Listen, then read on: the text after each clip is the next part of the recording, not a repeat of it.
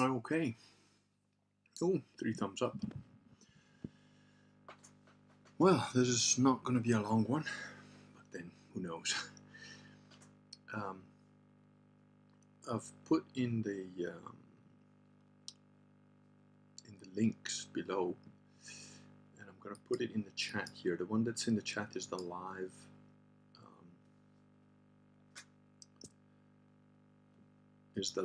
Link. The one that I've put in the notes is the archived link. Hello, Chad and Douglas, loyal henchmen, loyal digital henchmen. So Vigano has issued another letter.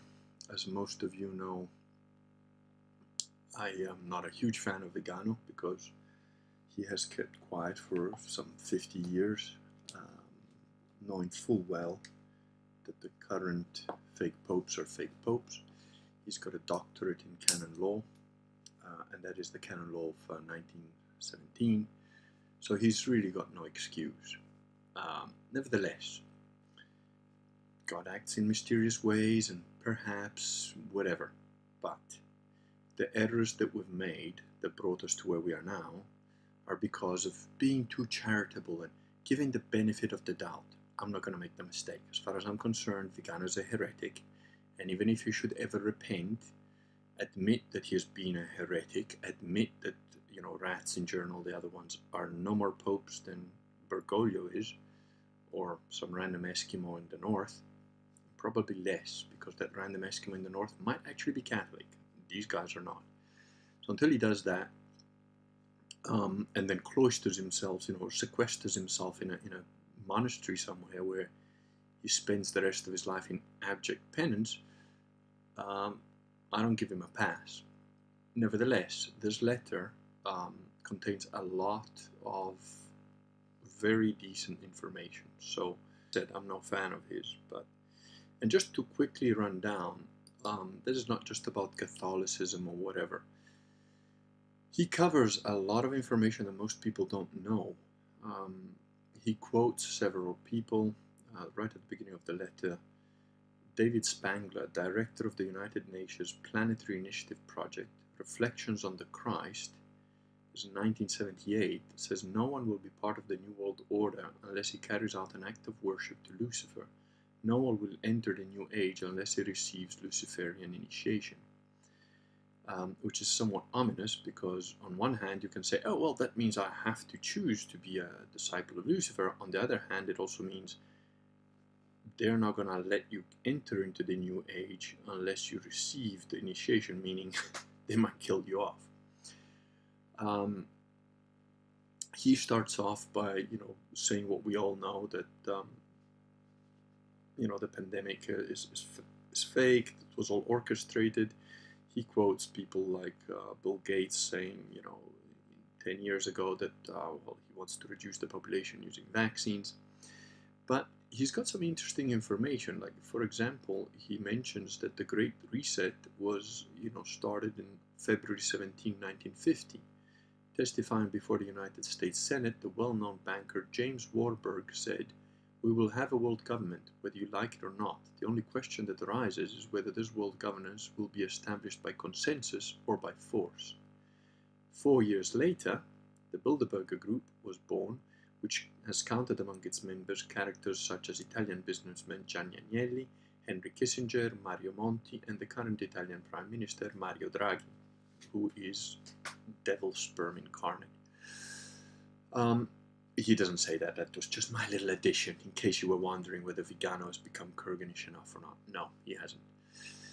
In 1991, David Rockefeller wrote, "The world is ready for a world government. The supranational sovereignty of an intellectual elite and the world bankers is certainly preferable to the national self-determination practiced in past centuries."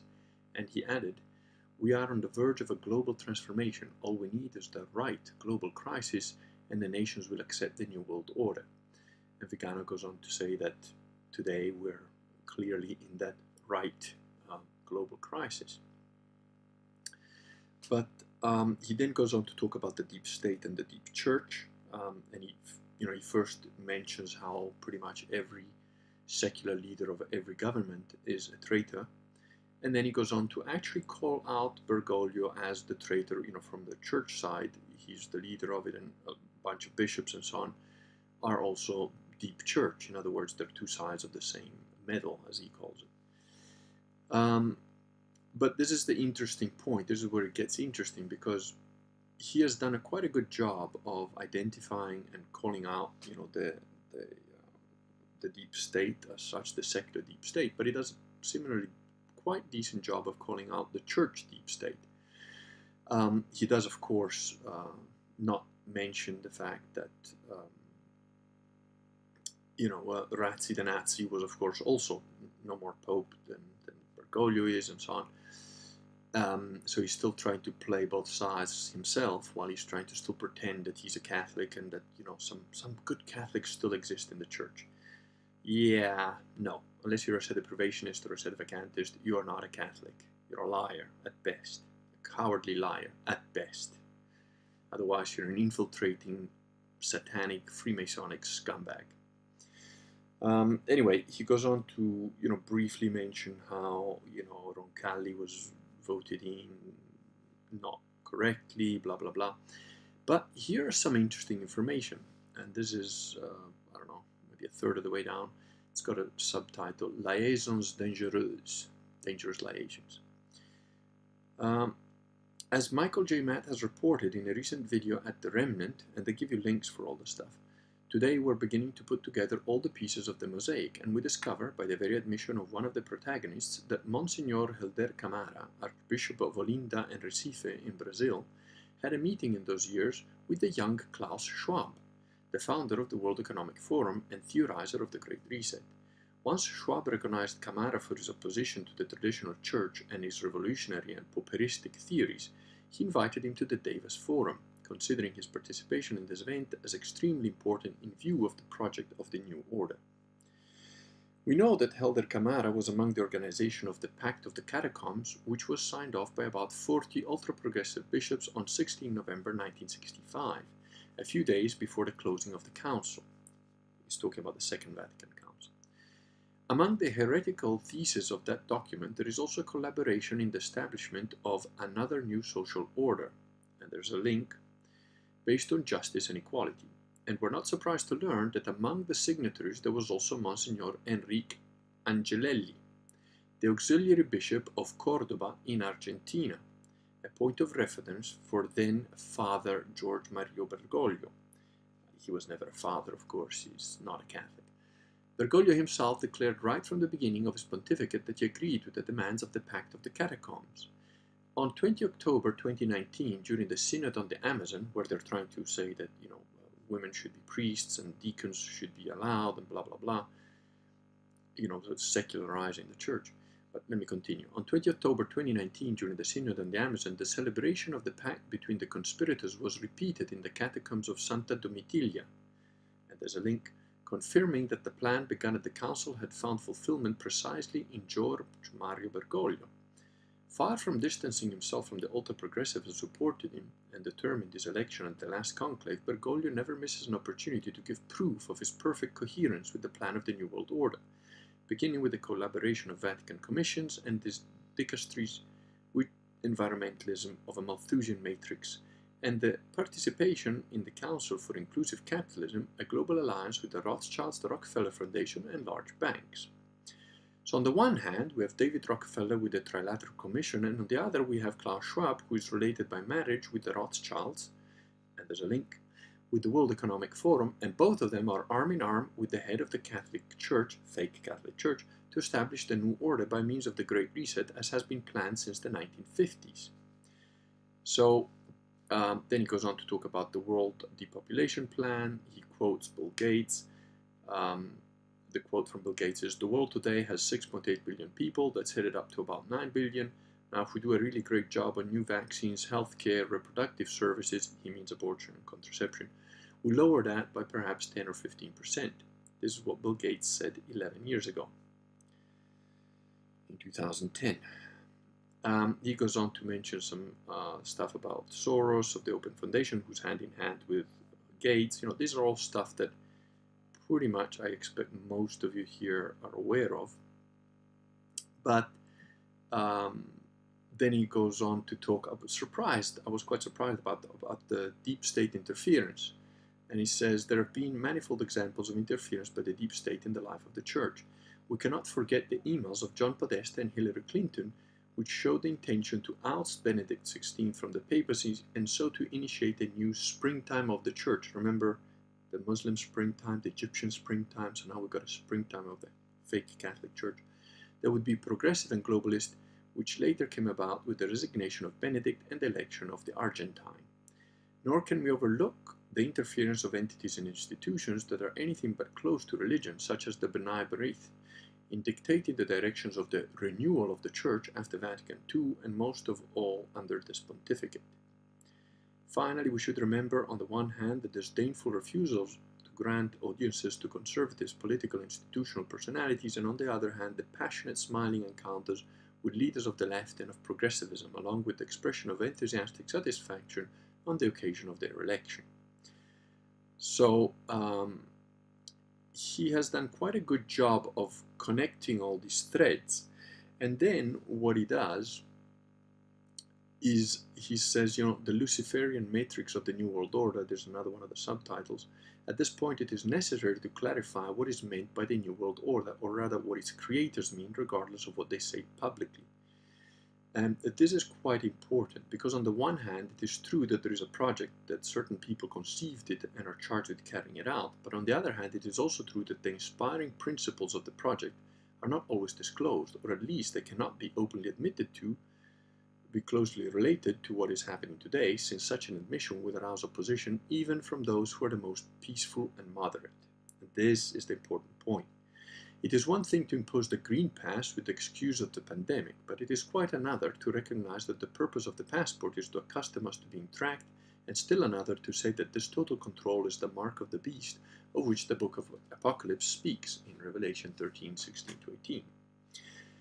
So he actually does, call out this point, and interestingly, I was the only guy until this guy who's connected Giuseppe Mazzini, Albert Pike, and all these other guys in the Carbonari and so on. In my book, I go into quite a bit of detail on that. And here he says, the reader will forgive me if in order to demonstrate my argument, I must resort to using quotations of such gravity and wickedness that they arouse bewilderment and horror. But this is necessary if we are to understand what the real intention of the architects of this plot really are, and the true nature of the epochal battle that they are waging against Christ and his church. In order to understand the esoteric roots of the thoughts that lie at the foundation of the United Nations, once longed for by 19th century Italian political activist Giuseppe Mazzini, who was a Freemason, we cannot fail to consider characters such as Albert Pike, Eliphas Levi, Helena Blavatsky, Alice Ann Bailey, or other disciples of Luciferian sects. Now, I'm quite familiar with Helena Blavatsky, Alice Ann Bailey, and so on and so forth, because I looked into these people about 20, almost 30 years ago now. Their writings, published since the late 19th century, are quite revealing.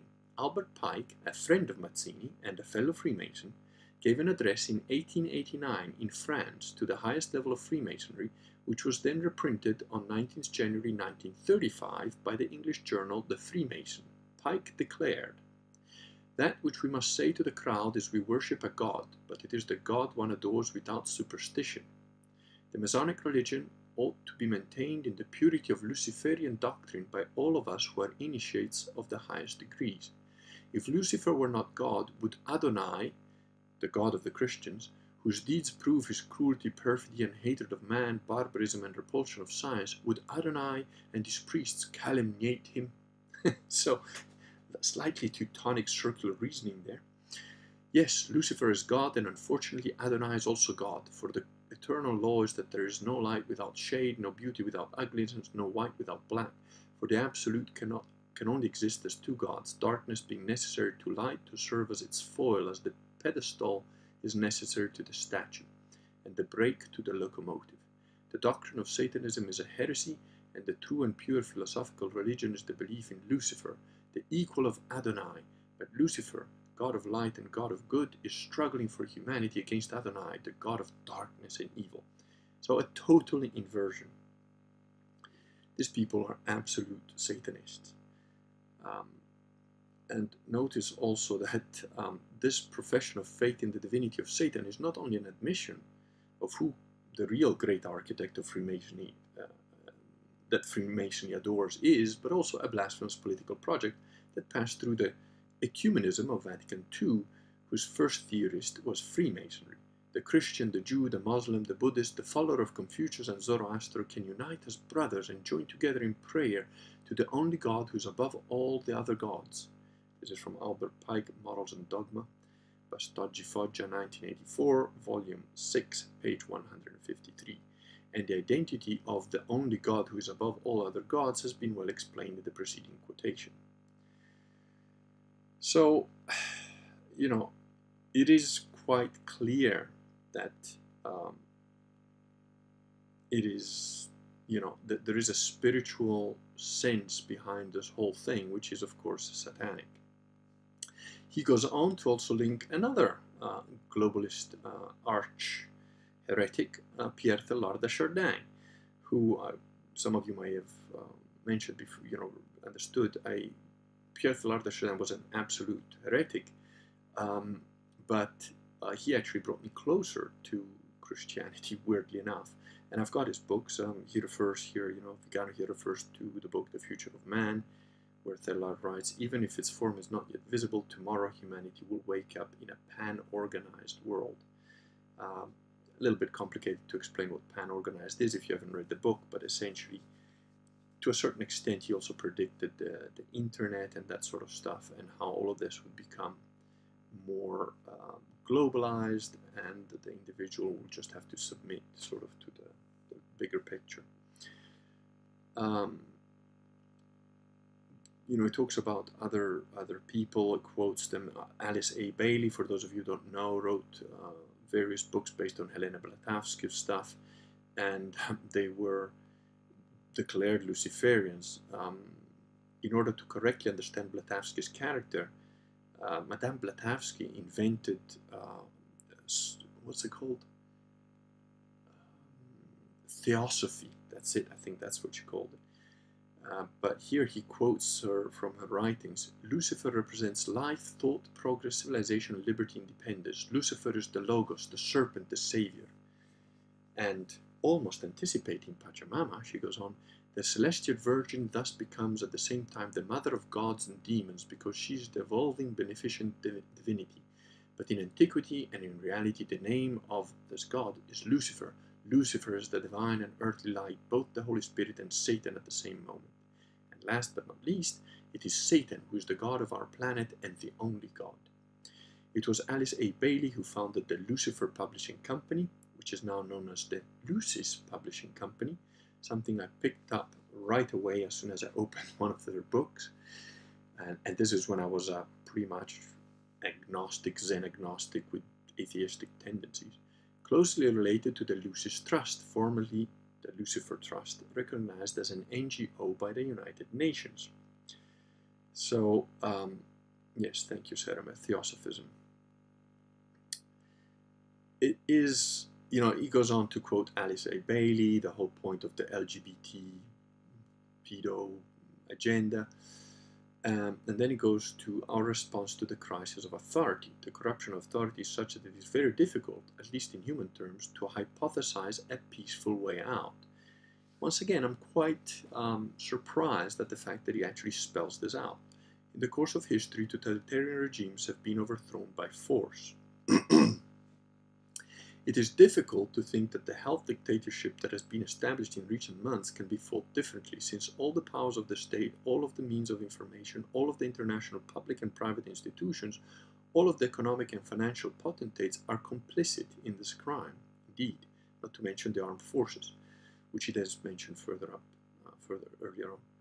Faced with this bleak scenario of corruption and conflict of interest, it is indispensable that all those who are not subservient to the globalist plan unite in a compact and cohesive front in order to defend their natural and religious rights, their own health and that of their loved ones, their freedom and their goods.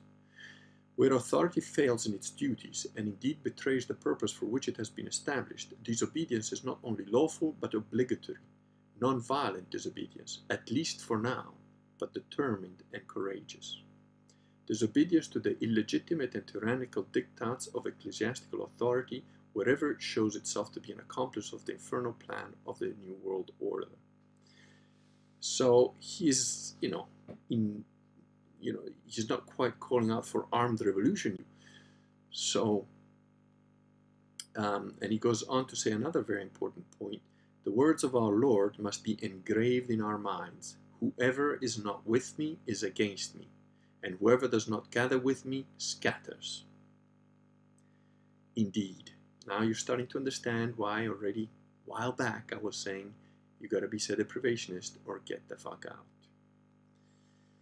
And he goes on to say that let us turn to Christ, Christ who is the King of hearts, of families, of society, and of nations. Let us proclaim him as our King and Mary most holy as our Queen. Only in this way can the wicked project of the New World Order be defeated. Only in this way can the Holy Church be purified of traitors and renegades, and make God listen to our prayer. Not a bad ending. As I said, I still think he is a coward and a weak man at best, but that's a pretty powerful letter, and I've just skimmed through it. So I urge you to go and read it. I put the link right at the beginning of the chat, and I've put the archived link in the description for later. Those of you that come in later. Let's just see any comments. Dancers with logos. Hello, High Priestess of the Kurgan cult. Just got here. First words I hear were infiltrating Freemasonic scumbag. There you go. Hello, Michael. And yeah, no, okay. I guess you were all busy listening attentively, I suppose. I hope. So yeah, if you've got any questions, fire them away. The one thing that I did write in the Reclaiming the Catholic Church about Vigano was like pretty much what I said now. But I did also say, well, what if he did become, say, the new Pope or whatever, there was some kind of revolution, and we put him in place, and if, that would probably be more palatable to a lot of nominal fake Catholic that think they're Catholic but they're not. But then, he would have to pretty much immediately put an actual Catholic bishop an actual Catholic bishop on the chair of Peter and quietly resign and cloister himself, sequester himself in some kind of monastery where he spends his life in penance and study, I suppose. So, Ave Kurgan. Hello, man, Hugo. And Rakir, our heathen amongst us. Good Catholic boys. So yeah, quite a powerful letter. I have to say I was somewhat surprised by it, in that I didn't expect him to spell quite so much out. More importantly, I didn't expect him to give so much information on the history of the infiltration and who was involved and so on, naming names and so on. So maybe there's some hope for good old Vigano yet. I don't know. I'd certainly like to have a conversation with him. And as you know, it wouldn't be very diplomatic on my part, especially from the beginning, but I'd give him a chance to respond. Either way, even if he doesn't repent, even if he's still a deceiver and what have you, it is quite a wake-up call. So maybe there is a change of heart that's happening. Some of us take a long time to come to Christ. So maybe he's on the right path finally. Man Hugo says, what needs to happen in order for the papacy to become valid again? And how would the Synod know the Pope is valid? Well, as I've just said, you need to have an actual Catholic bishop become the Pope. There are still sedeprivationist and sedevacantist bishops. There are several of them. Bishop Sanborn, who's not my favorite guy, but neither am I for him. But the reason being that he's a bishop of power. He's a valid bishop. He is a sedeprivationist bishop, but he's a bishop of power, which personally I don't begrudge him, but I do begrudge the fact that he has gone against canon law only insofar as applies to worldly things, or ministrations of the worldly aspects of the church. So not any divine aspects, but it's enough to not present the best face. So I'm not a huge fan of Bishop Sandburn, but if he became Pope, that would be okay with me. He would be one of those popes that'd be like, yeah, I'm going to keep an eye on this guy. There are other bishops. There are sedevacantist bishops. Bishop Selwyn, for example, I think would be a great choice. I personally think he's a good bishop. And there are others. There are several. I would personally probably pick a bishop from the Instituto Mater Boni Concili type of thing. But, whatever. An actual bishop has to, become pope, and then obviously all the cardinals, all the other bishops, all the other priests would have to be also Catholics, also valid, Catholic clergy, which of course there isn't a single one of those in the Vatican at the moment. Pretty sure. So that's basically it. And now the only way that that's going to happen that I can see is if we have an actual revolution, a mass revolution by the 99% or 60% or 70% or 30% or whatever's left that haven't injected themselves with the death virus, or even the ones that have woken up late and realized, oh shit, I've just committed suicide because of these bastards. And if those guys, if we all get together, like I said, 10,000 men could march in Rome tomorrow, and they'd take it. They would take it. They would take Rome. They would take the Vatican. They would take the presidency. 10,000 determined men who are willing to die for the cause would absolutely take over the whole running of the whole country of Italy in a week. But you need 10,000 men that still have a set of testicles attached. So.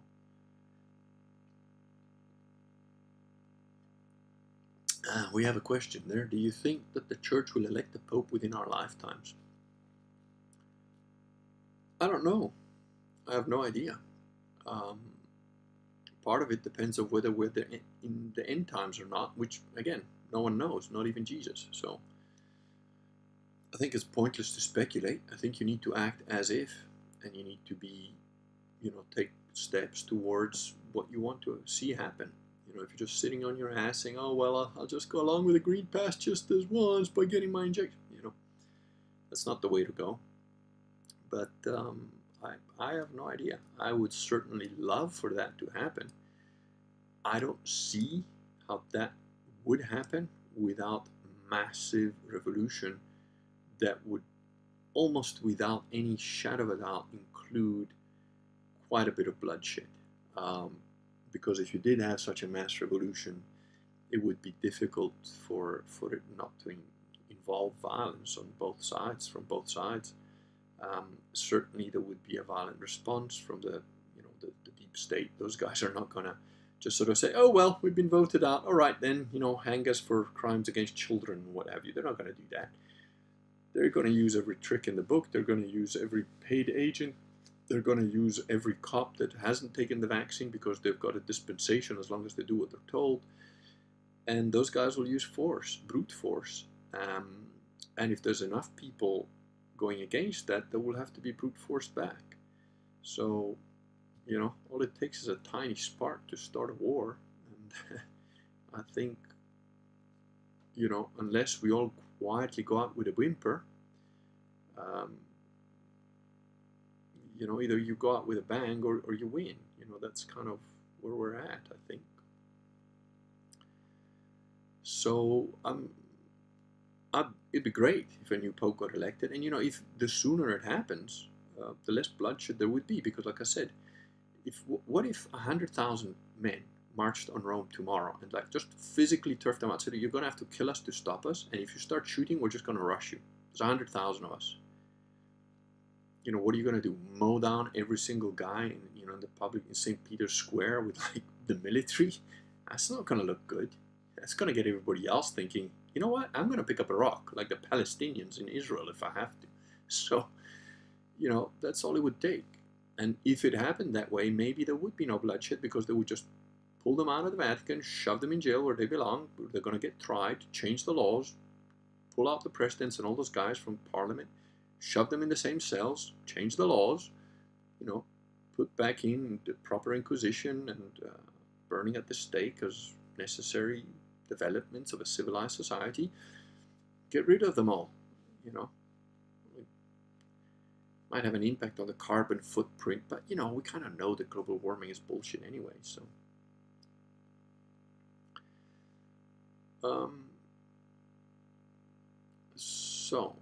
Dion Klingwall says, do you think perhaps Vigano simply responding more powerfully to the growing panic, insane actions of the Davos crowd globalists? If nothing else, he's putting important information out there. Yeah, he is putting important information out there. That's what I said. What his personal heart is, I don't know. I'm not God. I can't say. But what I'm saying is by canon law, he should have authority over no one, even if he fully repents, which he has not yet done. And if he fully repents, he must fully reject all the arch heretics which are pretending to be clergy of the Catholic Church. Michael Peckers are the Sedes too disunited right now for it to happen? The Sedes are not disunited at all. I don't know of any disunity among Sedevacantists. There are fake Sedevacantists. There are fake traditionalists, SSPX, the Una Cum Mass Sedevacantists. Those guys are not Catholics.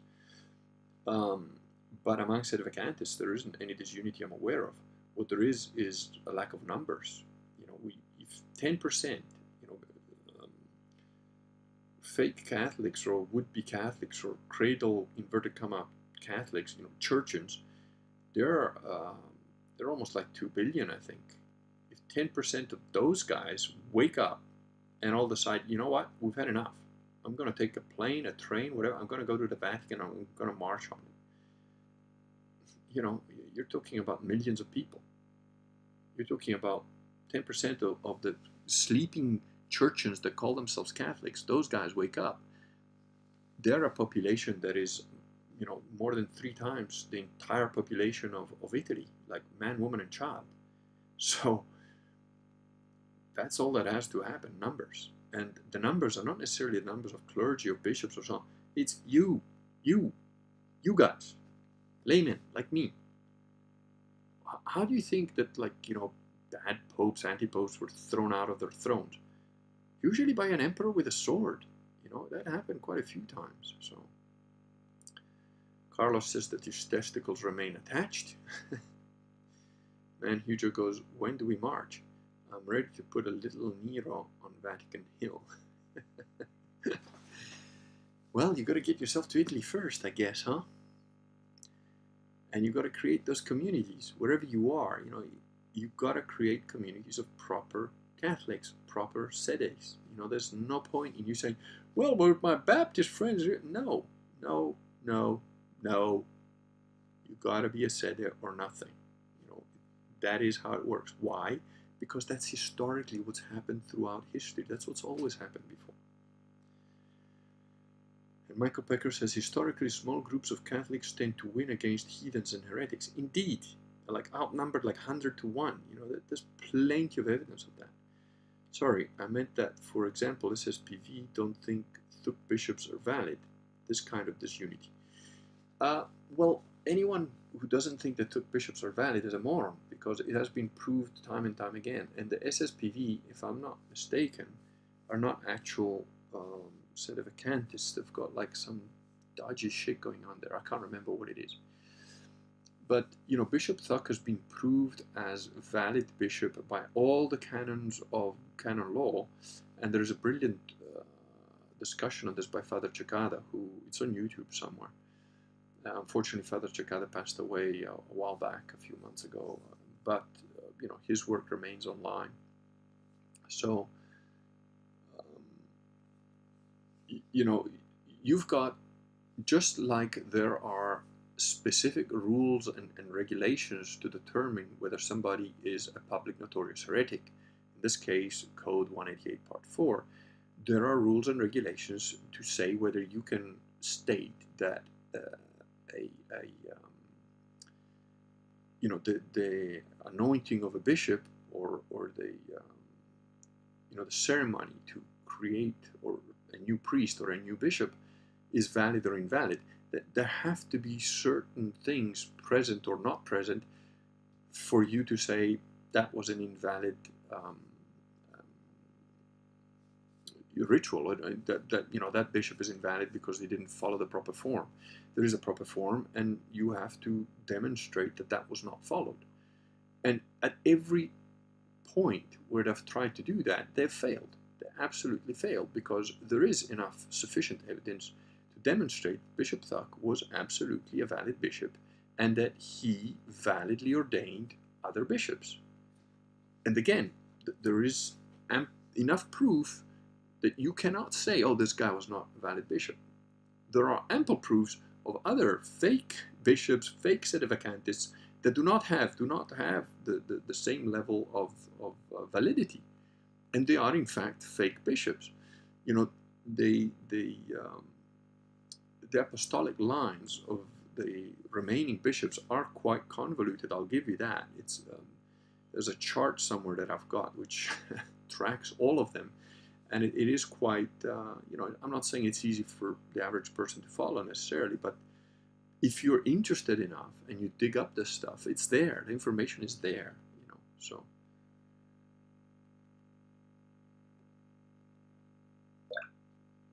LS16 says, Vigano looks to me like the rodeo clown who used to get out in front and keep the angry conservatives, Norcos, comfortable. Yeah. But that's what Burke have done. That's what all these other guys have done, except that they've demonstrated themselves to be completely the usual, Ben Shapiro's of the situation. I'm on the right wing with my Judeo-Christian values and my anti-Trump stuff. It's just the same old, same old. Freemasons play both sides of the coin. Understand that. And usually they also play the edge of the coin. And that's why you shouldn't rely on coins. You should rely on sharp instruments of death. Two-handed Kurgan swords to decapitate the heretics.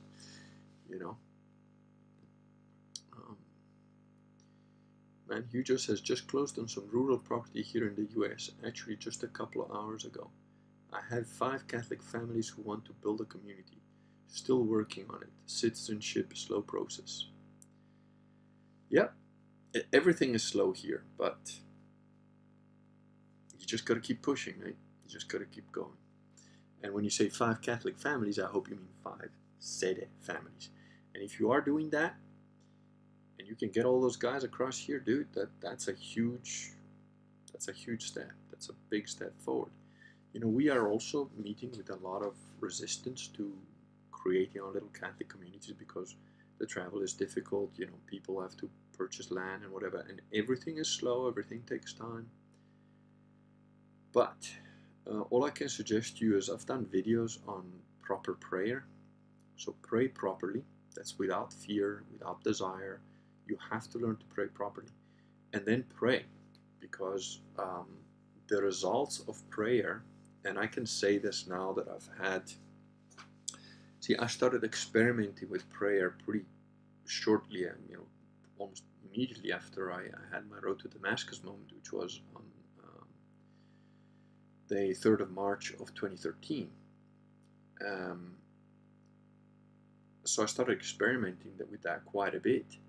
And then, of course, I was only baptized in May of 2017 because I'm a thorough guy and I get pretty obsessive about stuff in terms of educating myself on it. So I spent a good 4 years devouring information on Christianity, Catholic Church, all of it. And I know most people think, oh, well, and I've been accused of this by plenty of idiots who I have beaten down on theology in a manner that just made them look like complete morons. Because they say, oh, well, he's only been baptized for 4 years and he only studied for 4 years. Look, me studying something for 4 years obsessively basically means I can kick the ass of anybody that has 2 PhDs in it. Just about. Easily. And I don't care if that sounds arrogant. I have had that experience multiple times in my life on varied subjects. So there's that.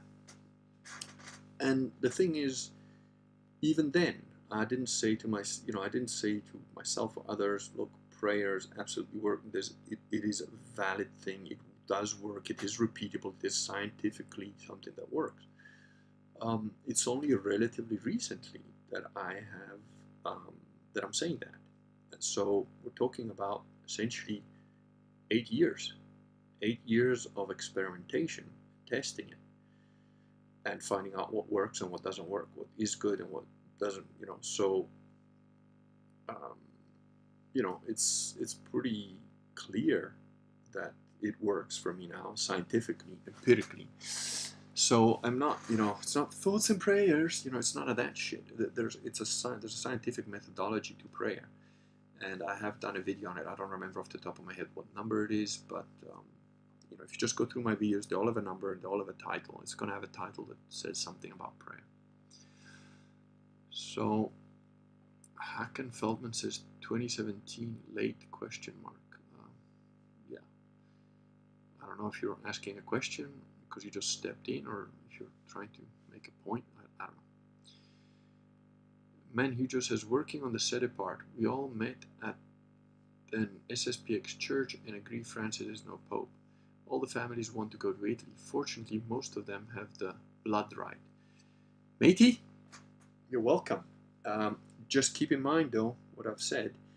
In order to be a functioning member of the Kurganet, you must be a sedevacantist or sedeprivationist, whichever name you prefer. I prefer sedeprivationist because it is more technically accurate. And it also, it's sort of a hat tip to the excess of charity that, people like Bishop Gerard de la Riers did with his Cassichaption theory of, material pope but not spiritual pope. It was an astonishing work of excess charity, I personally think. So when I say a deprivationist, it doesn't necessarily mean that I agree with that theory. It means that I am a deprivationist because the sede is not empty. See, the chair is not empty. It is filled by an imposter who's preventing the chair from being properly filled. So it's a technical term from my perspective. But whether you call it sedevacantist or sedeprivationist, you have to be one of them. You cannot be SSPX. You cannot be an una cum mass, somebody who joins one of the heretic arch non-Catholic fake popes with the Holy Mass. No, don't accept that. And if you're on your journey and you haven't quite got there, I get it, but stay the fuck out of my Kurganet. Simple enough, yeah? Blunt, rude, call it what you want. I don't care. I don't want any sewage in my ice cream. Not a single drop. Not even a droplet carried by air. None.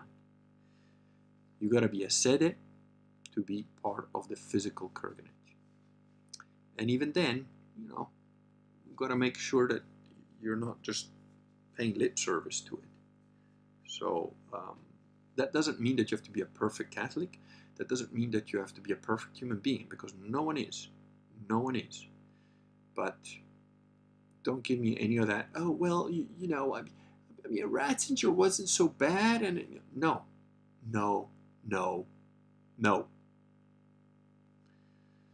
All right.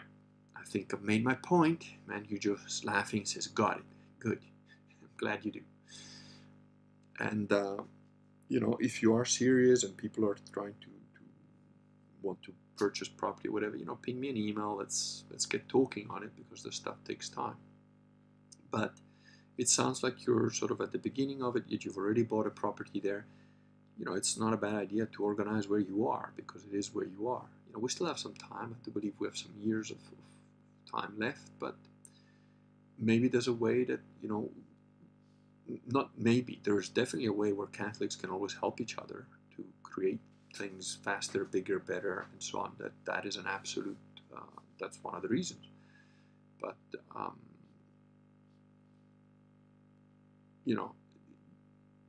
there is a way to, you've got to remember, as innocent as doves and as wise as serpents. So my aim is to be surrounded by people that can think for themselves, that can be their, leaders in their own right, if required. But again, keep in mind that the Kurgan is not a democracy by any stretch of the imagination. Not at all. Um, you know, call it an empire of old, call it I don't, call it whatever you want, but there is one ruler and one leader, and until I'm dead, that'll be me. And everybody has to fall in line with that. Again, I don't care if it sounds horrible and whatever. You know, I'm not one of these guys that's gonna request you to tithe or to drink Kool-Aid or do any of that shit. But whether you become part of something that I'm trying to create or not will be up to me. And whether, you know, where you fit into that, and I'll determine what I think is best in terms of where your talents lie. And generally speaking, I haven't had any problems with any of that to date, because I explain why. Okay, you're more suited for doing this, you're more suited for doing that. We all need to do shit that we're not good at, that we don't like doing, but, you know, if we can, try and, you know, work to your strengths, sort of thing. So that's kind of how it works. And of course, I want each one of these people to be completely independent as best they can. I want you to have your own land. I want you to have your own property. If that's not possible, and some people want to put money together and buy a property altogether, and then fine, but then apportion it. You know, if you're going to buy a chunk of land, you can always split it down and say, okay, but this guy gets this bit, this guy gets to farm that bit.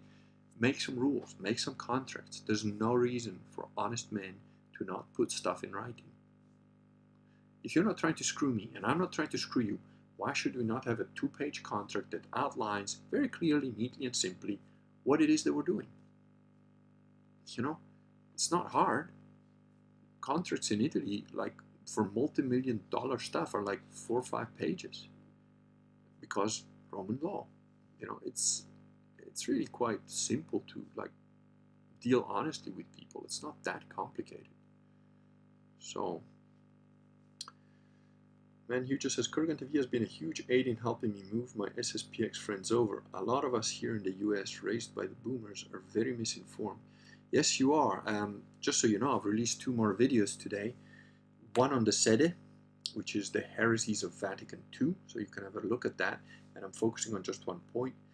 I know people don't read, but you know, I do cover the stuff in a lot more detail in my book, Reclaiming the Catholic Church. But the video I put up today, which is the 6th video on the sedeprivationists theory, details some of the stuff in Vatican II, and you know, I hope I've made it somewhat entertaining. There's quite a bit of reading, somewhat similar to today, but there's a little few clips and, you know, images and so on that hopefully will make it not too dry. So yeah, you know, show your friends, and of course I would really appreciate those people possibly signing up, because you got to fund what you want to keep going, right? If I get enough subscriptions, not only can I do better videos, not only can I dedicate a bit more time to it, but then it frees up a lot of my other time that I'm currently having to struggle, run around to do all these other things, because I can then get better equipment, not just for the videos, but also, you know, for my farm. And if I can do that, I can save time. I can use the material benefits of that to help the other Catholics that are, you know, like I said, we are a small community, but we're growing. There's people like actively looking at which properties to purchase. There are people from all over the world that are interested in this. So, you know, you wouldn't be alone. And because we're Catholics, you know, if one guy has got a huge bunch of land and the other guy doesn't have any land, but he's got a tractor, well, what do you think's going to happen? We're going to help each other out, right? We're going to find some equitable way to like just make sure we all come together. That's the whole point. And that's how we've been living. And I'm telling you, it's astonishing. People from completely different walks of life, completely different ways of thinking. I mean, we've got from like essentially, you know, really rigid semi-autistic IT people to slightly illiterate to very erudite, literate people that you know, don't have an aggressive bone in their body, to like vicious bastards like myself, and yet without any hesitation, we all come together to like pull at the same thing. I've never experienced anything like it. And that's, I've always been a misanthropic person because I don't like teams. I don't like teamwork. I don't like sports teams because, you got to rely on these people who are unreliable. And then if you make a mistake, you feel bad because you've let everybody down. There's none of that. We all make mistakes. But no one ever feels let down, and you don't feel like you've let anybody down. You fuck up and you're like, oh, I've done a bad thing. Oh, gosh, shit, sorry. Okay, let's move on. And that's it. That's all that happens. And the thing, it's not just like, oh shit, sorry, and then it happens again and again and again and again. We don't accept that. It is a genuine Catholic repentance. It's like, oh fuck, that's bad. I've done that wrong. And then you improve and you really control yourself from making that same mistake again. Doesn't mean that you don't fail. Sometimes you fail again anyway. But that's not the intent. That's not the way we're living and so on. And it applies to everybody, including me. I'm not excusing myself from that. So it is a unique way to live. It is, again, I wish I could just, transfer this information into your head from my head so that you could know what it's like to experience it, because it is an extremely worthwhile way of living. But yeah, thanks, man, Hugo. Yeah, convince your friend to sign up themselves if possible, because we need to hit a certain number of subscriptions just to make it viable.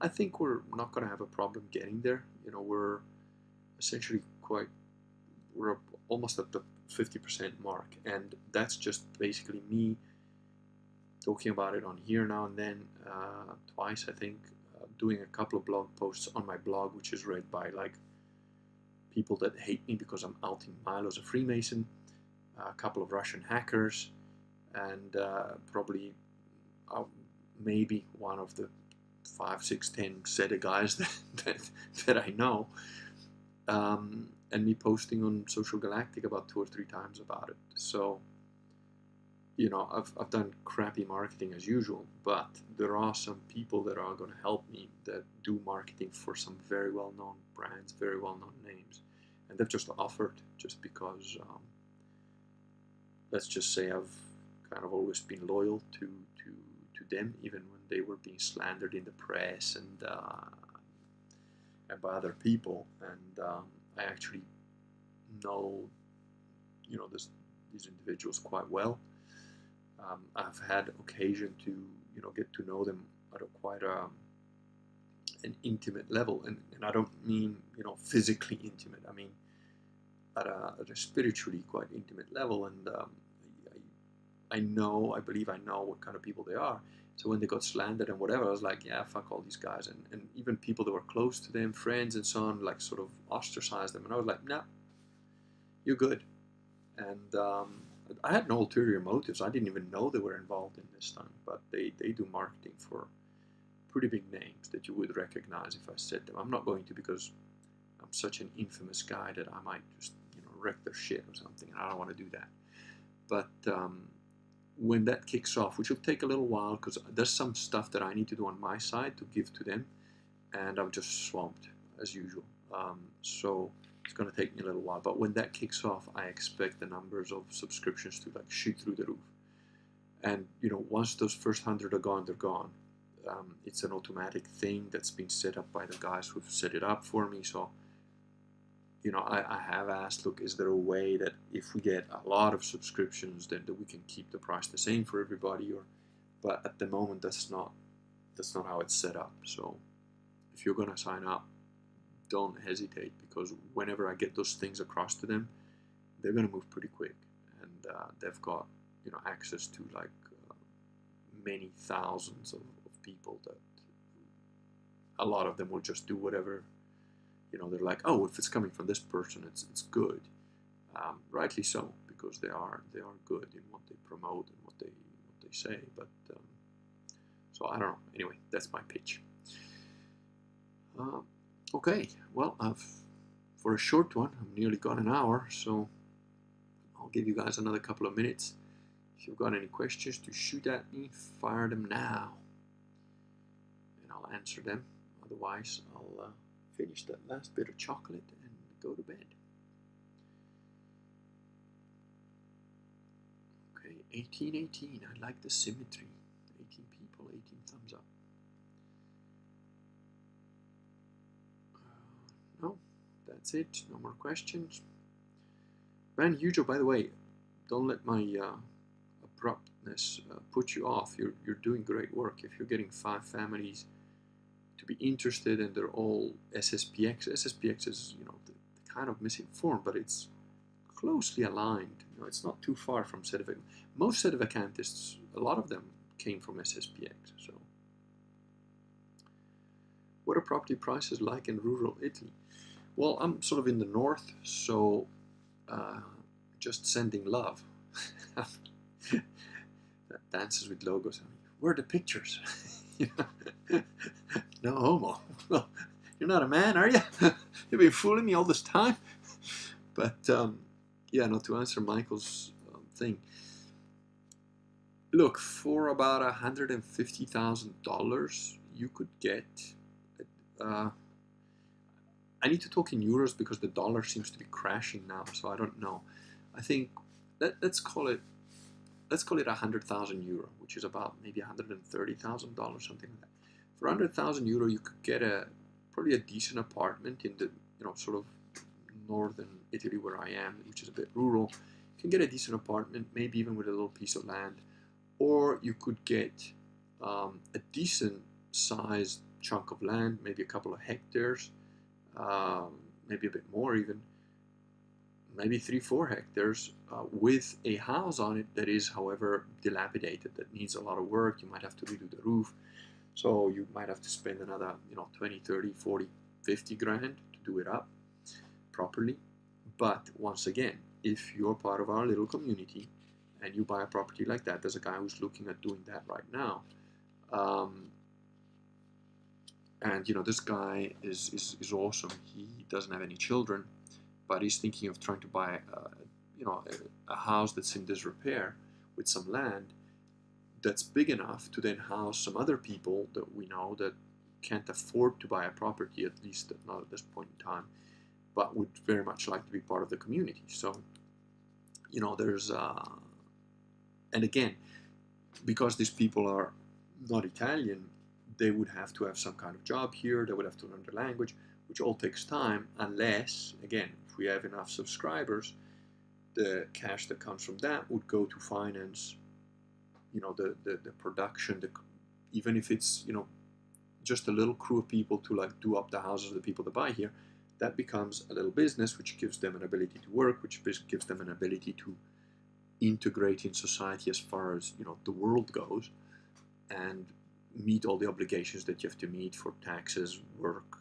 visas, and so on, and all that. So that's the intent. The intent is not for me to buy Lamborghinis or whatever. I never give a shit about that. It might be to buy a tractor for the community, that sort of stuff. And that's why the digital Kurganet is coming out a little bit ahead. Well, not a little bit ahead. I mean, the physical Kurganet happened first. Obviously, we're here. But in order for the physical Kurganet to continue expanding, it would be easier if we have more people physically here as well, either with their own resources or that at least are helping fund a channel of resources that we then use to build the community up. That's the intent. So Backstabber says, any advice convincing somebody else whose Novus Ordo reads Sedevacantist materials? Believe. My little book, Believe. So if you go on Amazon, you type in my name, Giuseppe Filotto, and I don't have a copy on my desk here. I think I've given them all out. But Believe is like a 98-page book, and I've had more people convert to Catholicism because of that little book than anything else that I'm aware of. I think I've converted more people than some priests have. And when I say I mean God, grace, and their own choices, but spurred on by the little book Believe. For those who do read, then Reclaiming the Catholic Church is obviously a much better, more detailed work, but that's 530 pages. Believe is 98 pages in pretty large type, so you can read Believe in like a couple of hours tops. And it covers a lot of stuff. And if they're just interested in the Novus Ordo bit, they can read that in probably 15 minutes because there's just a section for the Catholic churches. So that's my shortest answer. Just put believe in front of them and go, hey, look at this. What do you think of this? Also, the old saying, you can lead a horse to water, but you can't make it drink. Rhetoric works better than dialectic for most people because most people are just led around by the nose, by their emotions and their feelings. You could say things like, well, why hasn't Bergoglio even defrocked that Mexican priest with AIDS that raped over 30 little girls between the ages of 5 and 10? Why is he even being defrocked? No punishment whatsoever from the church. Interesting, isn't it? Why did he put that guy, McCormick, whatever, in charge of a whole bunch of things, and he was clearly a rapist / homosexual pedophile? Well, what's up with that? What's going on with that? But if people don't want to see, they're not going to see. It's like the people who take the shot. It's like people that have talked about this stuff for years, and then they're like, "Hey, well, I just got it because I need to go skiing." What? I don't know. I've never had much faith in humanity, and I can't say that it's improved over the years. So. And Hugo says, I speak some basic Italian, and each time I've been in northern Italy, I can't speak 2 lines of the Italian before the locals start speaking to me in English. Only true in the cities. No, not at all. Most people speak some English here. I'm in a tiny little village, and the other guys that are not Italians here, they get by. They get by speaking in English pretty much. They're learning Italian, so they're getting a bit better and whatever. But certainly the first Sede, my most loyal henchman, he came here without speaking a word of Italian, and he still survived. He still ate. He still, managed to do whatever he needed to do, and a bunch of stuff for me as well. So, pretty awesome. Yeah, you're not far wrong, but it might be different if you're going to go and live in Sicily, but you might not want to go that far south. And the Kurgan is here in the north, so yeah, you're right. But it is useful to be able to speak the language, definitely. Planning on looking at property there in the fall of 2022. Okay. Let me know, because buying property in Italy is a convoluted process. There is a 3-step process. You first have to make an offer, which can be accepted or rejected, but then it could still be pulled away. So you have to have some ways to protect yourself in terms of that if they pull out, that you get a double what the initial deposit, that sort of thing. Then there's the second step, which involves a notary public, which are thieving vulture scum of the same class as lawyers. And then there's the final act, where you physically have to sign it yourself in person. And if you can't do that, you have to have a delegation, which is also have to be all notarized and everything, which is a pain in the butt to do. And then you're still probably going to get screwed, because they won't, you don't know the laws, and they're saying, oh, well, and after you've signed this, you're responsible for everything and whatever. So, and then you only have a certain amount of time if there's anything that wasn't as said, to make a claim. Although if there are absolute lies on it, then that goes on for however long. But yeah, and everything takes 3 times as long as what you think it'll take. When you add for the 50% extra time that you think it'll take, then multiply by 3, and you're starting to get into a ballpark, more or less. But despite all of that, and sometimes because of that, it's not a bad place to be. Also, taxes here are astronomical. So, if you're coming from overseas and you have some income from overseas, you might want to, find a way to, because once you become resident, once you officially become resident, then you're going to have to start paying taxes here. So before you become officially resident, do what you need to do first. That's my advice. All right, I think I've answered a few questions that were there. Whew. Pardon me. And I am going to say good night. Thank you all for being here. Man here just says, I will hire an attorney to deal with most of the bureaucratic crap, and I need to find a way to sneak money into the country. But you don't need to sneak it into the country, you can just bring it in. But hiring a lawyer, well, I suppose I'm dealing with some. I could probably forward you some names or whatever, but I don't know if they're the right kind of lawyers. And then you ask them for a price first, because they invariably try and, they're lawyers. I think you can quite easily open get yourself a fiscal code. You have to get a fiscal code, which you can do online. It's not difficult. It takes a random amount of time, from like a week to like 6 weeks, but you can get a fiscal code online. Once you've got a fiscal code, then you can do things like open a bank account. Particularly quite useful bank that you can get an Italian IBAN number with, although it's a German-based bank. It's called N26. That's the letter N and the number 26, and you can open an account online, but you have to have a fiscal code and so on. So, Backstabber says, sleep well. May God be with you, gentlemen. Thank you, Backstabber. I appreciate that. I need a bit of good sleep.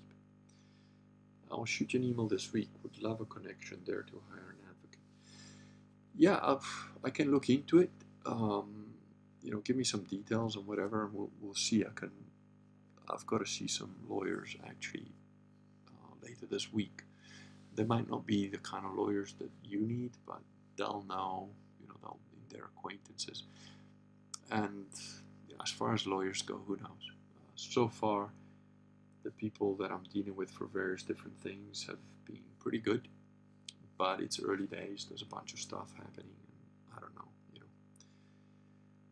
They're all good salesmen, but we'll see.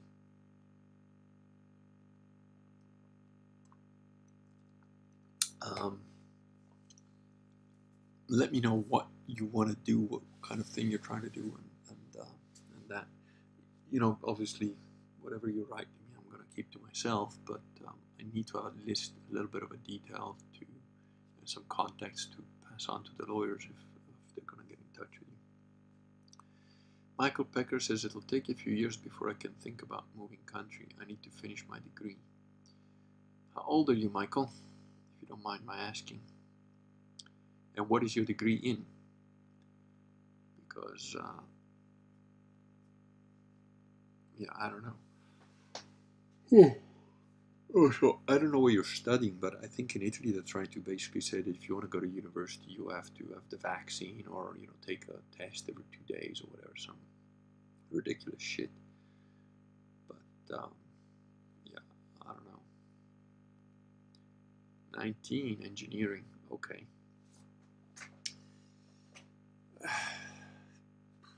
I can't tell you what to do with your life, man, but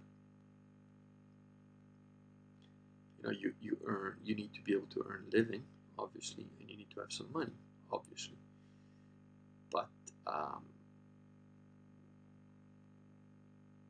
don't know how long your degree is. I think engineering degrees are usually at least 3 or 4 years, and I don't know how far into it you are. If you're 18, let's see, you finish high school. I don't know. You're a first-year engineering student, I guess. You probably got a couple of years to go, and then you might have some debt. I don't know. Might be easier to just learn a trade. If you're a good plumber, you're never gonna starve. Similarly, if you're a good electrician, probably not gonna starve. So 3 years left. It's a long time. I don't know. I could be completely wrong, because who knows what happens from one day to the next. But I think that the intent is to have a gradual grind everybody down, and it's going to get pretty intense over the next few years. But I think you've got maybe before it comes to armed men kicking your door down to inject you with stuff, we probably have at least 5 years, I would say, maybe 10. I wouldn't push it much past that. So by my estimation, again, 2030, something like that, or 2033, the Vox date, or the Peter Le Mesurier date, as I like to think of it, because I was aware of the 2033 date long before Vox, or before I knew Vox. So you got 3 years of that. You've got to try and have some money. I got Euro citizenship. I can escape back home. Well, if you got Euro citizenship, that helps a lot. That is very helpful. And maybe what you should look into doing is transferring your degree to, you know, closer to here if you want to be part of this. You know, again, I've got a lot of shit on my plate, so I don't want to become, you know, the funnel for like the Catholic refugees to Italy or whatever, because I just don't have the time to do a decent job of helping you guys. But you know, do keep in touch. You know, my email is not hard to find. If that's your plan, let's talk a little bit, and at least also talk to each other, because you can also help each other out. You know, that's the idea. So maybe I've got a digital kurganet. I don't see why we shouldn't have a digital. You know, we are a little bit of a digital kurganet right here, right now, but maybe make that be a bit more formal and official, and you guys get each other's contacts and so on, so that I can pass you. You know, for example, Man Hugo and Michael Pecker, you guys might want to, you know, talk together or figure out things together. Maybe because Michael got citizenship, you guys could help him get here first and set up camp for you to a certain extent. That's what I did. That's what I call him Sede Scout. Sede Scout, that's what I call him. He's my dude that, you know, he came here before me to like set things up when I bought a property and everything, and he sorted stuff out for me when I couldn't. So we got Woolly Ram, you know, we gotta get him out of. Mind you, Woolly Ram might just become the king of Jerusalem soon. I think he's gonna be the only one left. He says, late catching up. If you're still taking questions, what odds do you give for Vigano being a Milo-like gatekeeper, one last deceiver, one broad path away from the narrow? I don't know. That is the same question that Don Ricossa of the Istituto Mater Boni Consiglio said when the first letters came out. Same thing that I said. This last letter hits pretty hard, gives information that a lot of people didn't know, in quite a concise format. The video, you know, you've got video on it. The video is about an hour long. The letter is quite long to read, but it's a transcript of the video. I prefer the letter. I prefer the reading. The video is in Italian, so might not be for everybody. But I don't know. You know, God loves to use broken tools, so who knows? I mean, I became a Catholic, a proper full-on probationist Catholic. I know that you guys don't know me personally, so you don't know how absurd that sentence is. But if you'd have told anybody in 2010, even after you know, before I finished the Sistema book, where I started to flirt with certain Christian concepts, that I was going to become a hardcore Catholic, they would have laughed in your face. Honestly, that I don't think there's anyone I knew that would have ever guessed. You know, they would have said, man, if you become a Catholic, then the apocalypse is definitely coming. Because, you know, it's just, so who knows? You know, I don't know. I hope well for the guy. I wish him well, but, you know, I find it difficult to like the guy, because he's been a cowardly deceiver and a liar with his ass in butter and everything paid for the last 50 plus years. You know, I find it difficult to have any kind of respect for people like that. So, but, you know, who knows? God does act in mysterious ways. Man Hugo says, once I figure out how to get to Italy, I will work on bringing more over. But whatever I learn, I will help others along the way. Well, to get here is not hard. To stay here and get all the permits to do so and live here and that. But if you've got some bloodline, fucking work that to death, mate. Try and get yourself an Italian passport or something like that. Once you got that, everything's a lot easier. You know, once you got like a residence permit or an actual passport or whatever, that's the way to go. Push on that real hard. And don't quit, mate. You just gotta keep pushing. Everything in Italy, you gotta keep pushing. It's Sisyphean task of pushing the rock up the hill, and then you push it back up the other side. It's endless. Just accept it. That's just what you gotta do. It's like when you're in a clinch and all you can do is just a little tap, and you're kind of holding the guy and he's holding you, and all you can do is just a little tap with your wrist. You can't even get your arm behind the punch because you're so just gotta keep tapping away. Because after you've done 1,000 of them, you make a hole in his chest cavity. That's how it works. You just gotta keep tapping away. So, all right. Wooly, sorry it was late, but we should maybe do another one. The problem with Wooly Ram is that whenever I get talking with him, I go on for long ones, not short little ones. Like I meant to stay on here for 15 minutes. I've gone an hour over my 15 minutes.